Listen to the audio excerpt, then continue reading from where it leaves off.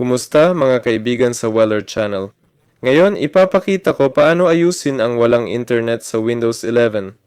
Paalala, di ito tutulong kung wala talagang internet, sira ang cable, jack o problema sa provider o router. Yun ay dapat ayusin muna. Ito'y tungkol sa pag-ayos gamit ang software. Punta tayo sa Start, type Network. Tapos, punta sa Network Connections, makikita natin ang adapter.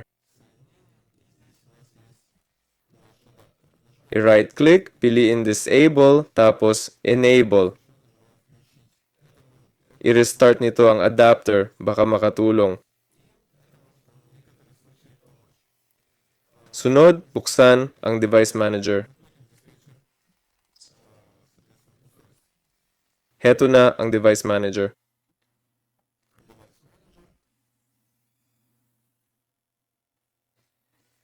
Hanapin natin ang Internet Adapters. Makikita ko ang Realtek PCE GBF Family Controller. Ito na.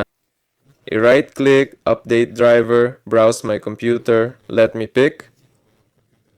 Piliin sa list, halimbawa Realtek, i-reinstall ang driver, pinindot ko ang Next, pwede rin itong makatulong. Pagkatapos, i-restart ang computer. Si Waller ito. Like at subscribe sa channel. Paalam sa lahat.